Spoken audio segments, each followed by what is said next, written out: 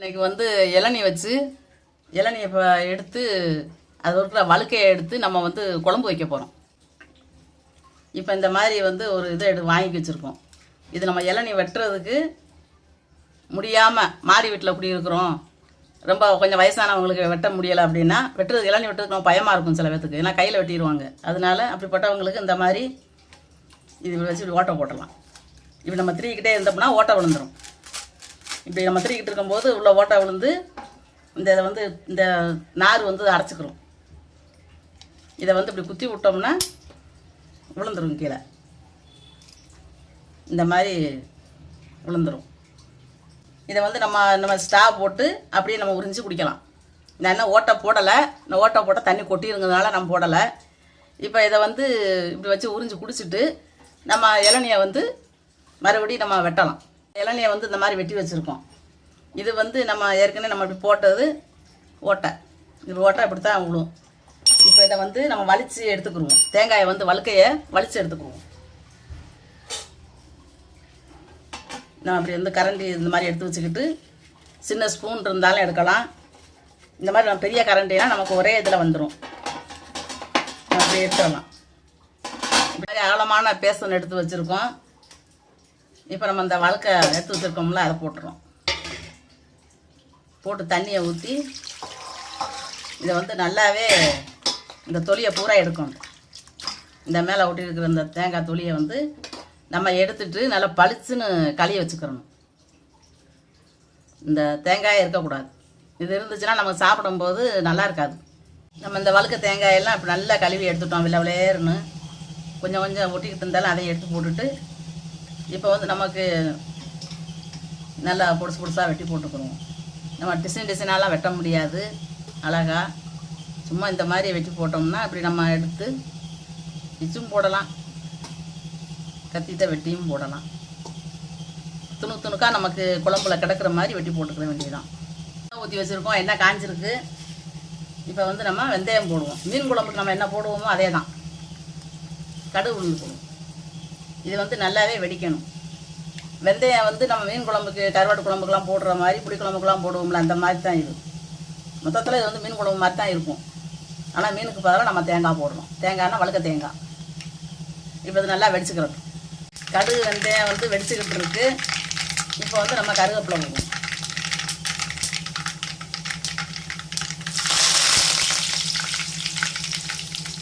அது இருக்கும்போது இந்த மாதிரி வெங்காயத்தை போடுவோம். இது வந்து முழு வெங்காயம், சின்ன வெங்காயம் முழு வெங்காயமாகவே போட்டிருக்கோம். அதை தான் நம்ம ஊற்றி சாப்பிடும்போது இந்த வெங்காயத்தை எடுத்து சாப்பிட்றது நல்லாயிருக்கும்.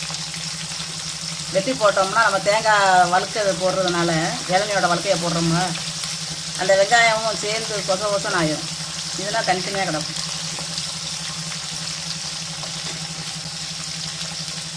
இது வந்துட்டு இருக்கும்போது இந்த பச்சை மிளகாயை வந்து உடச்சி போடும். கத்திட்டையும் கீறி போடலாம், கைட்டையும் இப்படி நசுக்கி போடலாம்.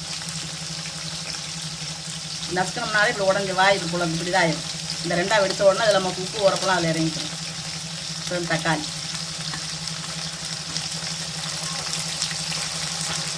தக்காளி வந்து நான் கொஞ்சம் பெருசாகவே தான் வெட்டி போட்டிருக்கேன். ஏன்னா அது வந்து கரையணும்னு அவசியம் இல்லை. இது குழம்புலையே கிடந்தால் போதும், நம்ம எடுத்து சாப்பிட்றது.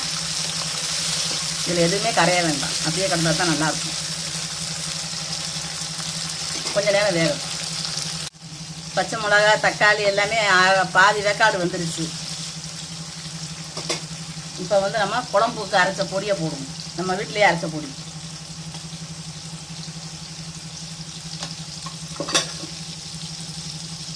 கொஞ்சம் தனி மிளகாப்பொடி கொஞ்சம் போடுவோம். அது தேங்காய் வந்து நமக்கு இனிப்புத்தன்மையாக இருக்கும் அந்த வழுக்கங்கிறதுனால. அதனால் நம்ம வந்து கொஞ்சம் காரம் இருந்தால் தான் நல்லாயிருக்கும். தனி மிளகாப்பொடி கொஞ்சம் போட்டுருக்கேன். புளியை கரைச்சி ஊற்றுறேன். புளியை கரைச்சி வச்சுருக்கேன், அதை ஊற்றிருக்கேன். தேவைக்கு காண்ற அளவுக்கு உப்பு போடுவோம். கொஞ்சம் தண்ணி ஊற்றிக்கிறோம். குழம்பு வந்து நம்ம கெட்டியாக தான் வைக்க போகிறோம், ரொம்ப தண்ணி எனக்கா வைக்கக்கூடாது. இந்த அளவுக்கு இருந்துச்சுன்னா இன்னும் கொஞ்சம் கொதித்து வந்து வரும்போது கொஞ்சம் குழம்பு கட்டியாக ஆகிக்கிறோம். நம்ம தேங்காயை தான் அரைச்சி ஊற்ற போகிறதில்ல, ஏன்னா அது குழம்புலேயே தேங்காய் தானே போட போகிறோம். அப்புறம் தேங்காய் அரைச்சி ஊற்றி இருந்தால் ரொம்ப கெட்டியாகிடும். அதனால் வந்து நம்ம இந்த பொடியோடையே முடிச்சிட போகிறோம். இது கொஞ்சம் நல்லா கொதித்து வரட்டும். இப்போ வந்து இந்த அளவுக்கு நமக்கு வத்தி வந்திருக்கு. நல்லா கொதிச்சு அந்த மசாலா வாடை போகிற அளவுக்கு நல்லா கொதித்து வந்திருக்கு. இப்போ வந்து நம்ம அந்த தேங்காயை வெட்டி வச்சுருக்கோம்ல அதை போடணும்.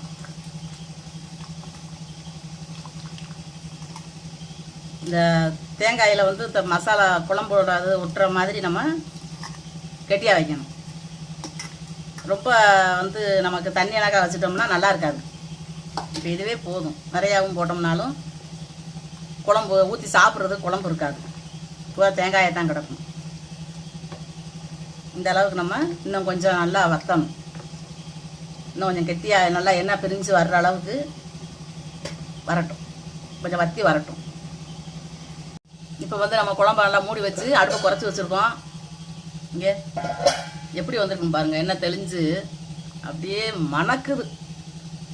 அந்த மூடியை திறந்த உடனே குழம்பு மணத்தை பார்த்தீங்கன்னா இந்த குழம்பு பக்கத்தில் பிரியாணி பக்கத்தில் வந்தாலும் ஆகாது. அந்த அளவுக்கு இந்த குழம்போடைய மனமும் அப்படி இருக்குது. இந்த கலரை பார்த்தாலே ஊற்றி சாப்பிடணும் போல் இருக்குது. நல்லா அது வந்து இந்த அளவுக்கு கெட்டியாக இருந்தால் போதும். ரொம்ப தண்ணி எனக்காகவும் இருக்கக்கூடாது, ரொம்ப கெட்டியாகவும் இருக்கக்கூடாது. அதனால் வந்து நம்ம இந்த மசாலாலாம் அந்த தேங்காயில் ஒட்டிக்கிட்டு இருக்குல்ல, இப்படி இருந்தாலே போதும். ஏன்னா நமக்கு வந்து அப்போ தான் ஊற்றி சாப்பிட்றதுக்கு குழம்பாக இருக்கும். ரொம்ப கெட்டியாக வச்சிட்டோம்னா கிரேவி மாதிரி ஆகிடும். நல்லா எண்ணெய் பிரிஞ்சு சூப்பராக வந்திருக்கு குழம்பு. நல்ல ஒரு வாசத்தில் இருக்குது. நீங்கள் வந்து இந்த மாதிரி தேங்காய் நமக்கு நிறையா, நான் இன்றைக்கி வந்து ஒரு 4 இளநீ வெட்டிக்கிட்டேன். 4 இளநியோட வழுக்கை இது. கொஞ்சம் ஒரு இளநீ போல் எடுத்து வச்சுட்டேன். இதில் நிறையா வழுக்க தேங்காய் இருந்துச்சு. அதனால் இவ்வளோ போதுன்ட்டு கொஞ்சம் தான் வச்சுருக்கேன்.